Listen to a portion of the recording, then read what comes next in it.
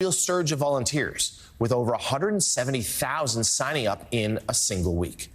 The campaign held what it called a weekend of action, sending its top surrogates like VP contender and Pennsylvania Governor Josh Shapiro out on the campaign trail.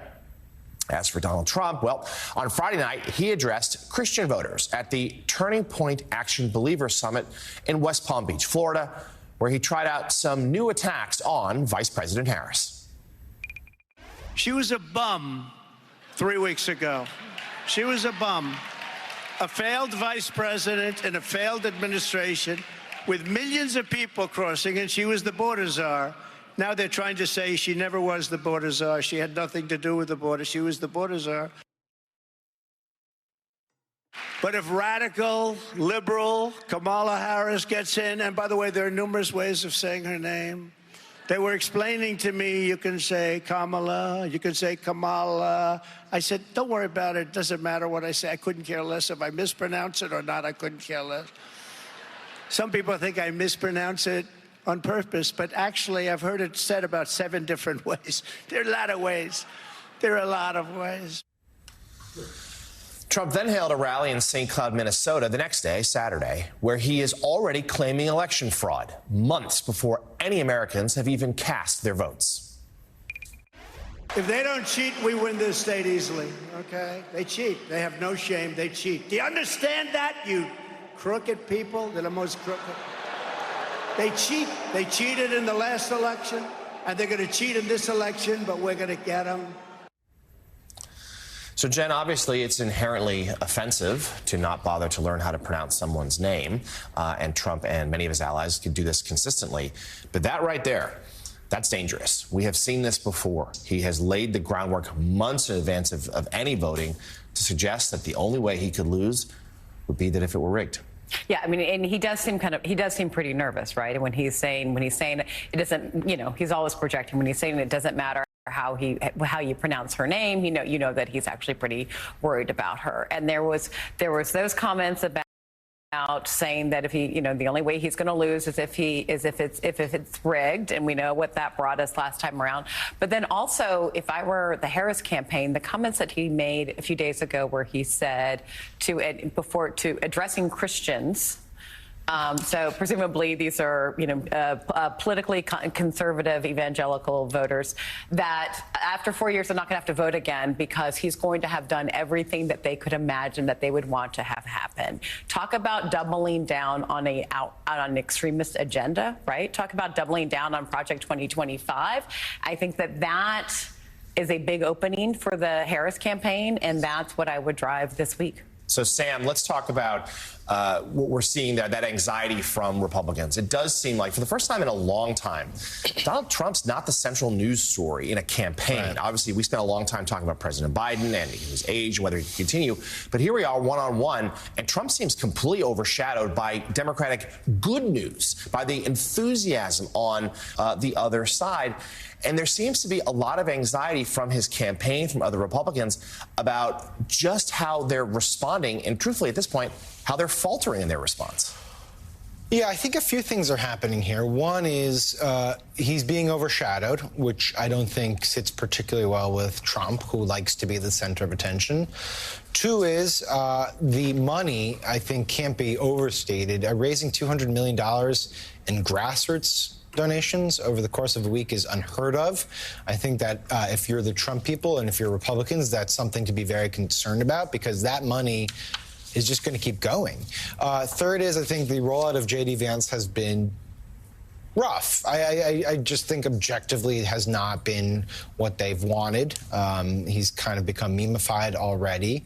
And then I think the fourth thing is, and this is something my colleague Mark Caputo captured in his piece that looked at how they're responding to this Kamala Harris boomlet, is that Trump kind of views politics as downstream from culture. He obviously is a product of TV, and he was able to manipulate that and use that to become a political figure. And I think what he sees in Harris's rise is that she's becoming a cultural phenomenon. And I think that's very difficult for him to process and deal with because it can be very politically potent. And it's causing them to have difficulty adjusting. They've planned this whole campaign around Biden, and now they have to revamp it around Harris. But it's not like you can just attack her sort of as a traditional liberal, which they're going to do. You have to now attack her on a variety of different fronts because she's becoming a cultural phenomenon, too.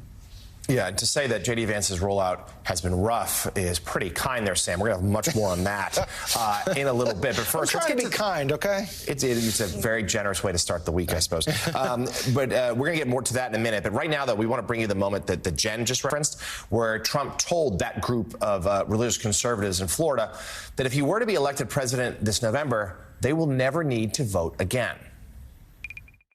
And again, Christians, get out and vote. Just this time. You won't have to do it anymore. 4 more years, you know what? It'll be fixed. It'll be fine. You won't have to vote anymore, my beautiful Christians. I love you, Christians. I'm a Christian. I love you. Get out. You got to get out and vote. In 4 years, you don't have to vote again. We'll have it fixed so good you're not going to have to vote. Now, a spokesperson for Trump's campaign released a statement on Saturday trying to clarify the comments, writing that the former president was talking about uniting this country and bringing prosperity to every American. We can sure fact-check that. Reverend Sharpton, let's get you on this. There are a couple of interpretations here about what Trump meant. One is what you just floated, this idea that, because I'm going to give you everything you need these next 4 years, don't even bother showing up. And that, I think for many sets off alarm bells. Or there's this idea that, well, maybe we won't even have any more elections 4 years hence. There are some Democrats who warned that that's what Trump meant. His campaign pushed back against that idea as well. But just talk to us as to what you saw there and how worried are you? I'm very concerned. First of all, if you take either interpretation, their justification, which doesn't really land well, or those of us that fear he meant what he said and said what he meant, either way, it's a danger to this country. If he's saying he's going to give the far-right Christians what they want, it is frightening at best. And if, in fact, let's remember, he said twice, Jonathan, we're going to fix it. Well, if you are dealing in a climate where they're trying in some states to stop drop box for voting, where they're trying to limit early voting. I mean, fix it can mean exactly what they're doing in many states, changing a lot of the voting regulations, changing a lot of the voting access. And I think that he said out loud what he intends to do. He intends to set a situation, working with the right-wing governors, to where voting will not matter. He will have it fixed. He said it. And I see where his campaign has tried to clean it up. They didn't address him saying, fix it. We're going to fix it. He said it twice.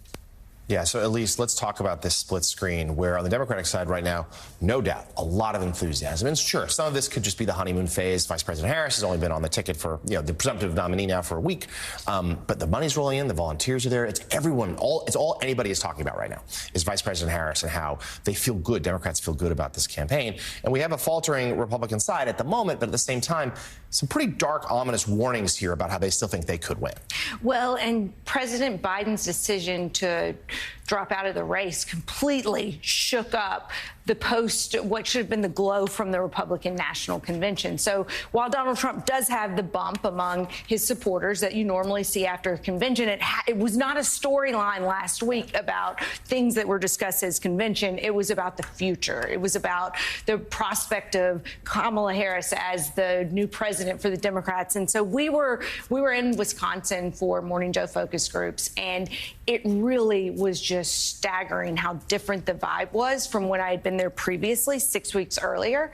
There was 6 weeks ago, voters were really depressed, Democratic voters, and now they are energized. They might have some qualms about Vice President Harris. She might not have been their first choice, but she is now. And they are in and they're activated, and it's going to be interesting to measure. You know, Trump had, obviously, at the RNC, that was quite a fervor there. His supporters are always enthusiastic, but can Democrats actually match that this go around is the question. We'll have more on your focus groups a little later in the morning. And it should be noted, though the timing was inadvertent because President Biden was really trying to stay in this race, but by dropping out when he did, after the Republican convention, that really did blunt momentum that Trump would have had from the RNC.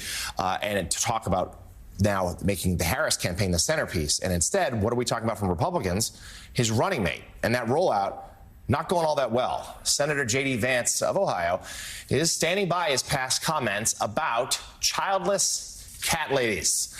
As a reminder, here's what the Republican nominee for VP said back in 2021 when he was running for Senate.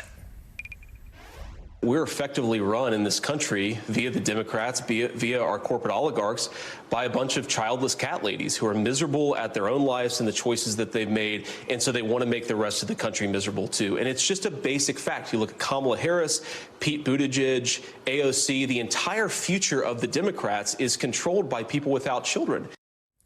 So on Friday, Senator Vance appeared on the Megyn Kelly show to try to defend his comments.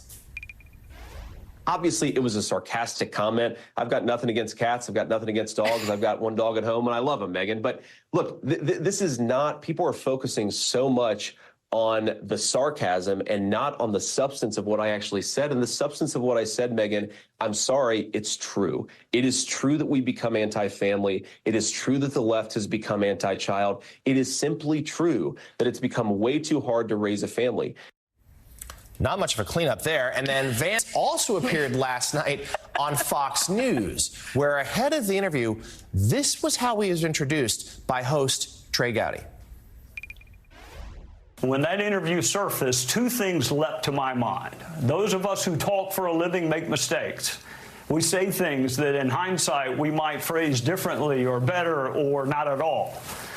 And then I thought about a stormy day at Reagan National Airport where I met two women desperately trying to get home to South America. I was trying to get home to South Carolina. We spent the whole day together, finally making it to Charlotte, and then somehow we got them on a flight to Houston. They were headed to visit family in South America before returning to their new home called America. And when we parted ways, they said they'd like to pray for me as their way of saying thanks for the day spent together. And I assured them it's too late to help me. But I do have a friend who's expecting, and she got some tough news about her unborn child. Would they please pray for her instead? And they did, and they still do to this day. They're Catholic nuns, childless, dedicated to God, love this country, living lives of service to others. And it's not just Catholic nuns. Some of the finest people I know don't have children. Teachers and guidance counselors and lawyers and doctors, and they love other people's children enough to teach and guide and protect and minister to them. Some people choose not to have children. Others desperately want them, but they can't. In a moment, we'll speak with Senator J.D. Vance. We have never met before, but we have many friends in common who tell me that he is smart and he is talented and he is more than capable. None is perfect, no, not one. That's what the good book says. And the American people are forgiving if we ask. That is a jaw-dropping introduction of J.D. Vance on Fox News. So when then Vance came on, here's how he responded to the criticism of his comments. Do you agree that there are people who very much love this country and are invested in its future, but they also happen to be childless? Oh, of course I believe that, Trey. And if you look at the full context of what I said, it's very clear the Democrats have tried to take this thing out of context and blow it out of proportion, which is what they always do, Trey, because they don't have an agenda to run on themselves. Really what I'm trying to get at here, Trey, is that it's important for us to be pro-family as a country. Of course, for a whole host of reasons, it's not going to work out